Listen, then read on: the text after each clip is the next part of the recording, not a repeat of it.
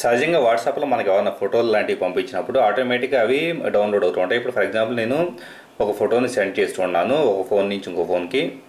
So ఇప్పుడు ఆటోమేటిక్గా ఆ ఫోటో అనేది ఇవట్లా రెండో ఫోన్కి వచ్చిన తర్వాత చూసారు కదా, అది ఆటోమేటిక్గా డౌన్లోడ్ అయిపోతూ ఉంది.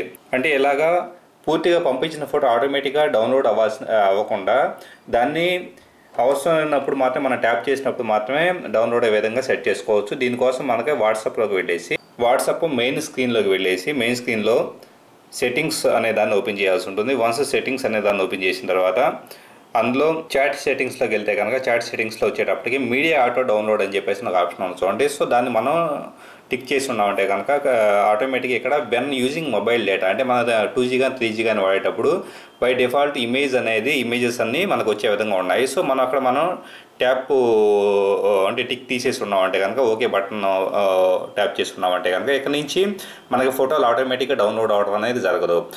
ఫర్దర్గా మళ్ళీ ఎప్పుడైనా కానీ మనకు ఫోటోలు కానీ ఆడియోలు కానీ వీడియోలు కానీ ఆటోమేటిక్గా డౌన్లోడ్ అవ్వాలంటే కానీ ఇక్కడ మనం టిక్ చేసేసుకుంటే 1 by 1 వాటి ఆపోజిట్గా మనం టిక్ చేసుకుంటే సరిపోతుంది.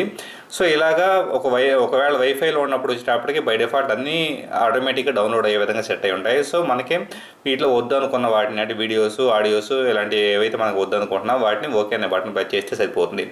ఇలాగా మనకి మీడియా అనేది ఆటోమేటిక్గా డౌన్లోడ్ అవ్వకుండా అడ్డుకోవచ్చు. Thank you very much for watching this video. ఈ వీడియో మీరు నచ్చితే మీ ఫ్రెండ్స్ కూడా షేర్ చేయగలరు. ఇలాంటి మరిన్ని టెక్నికల్ వీడియోస్ కోసం కంప్యూటర్.co.in సైట్ని విజిట్ చేయగలరు.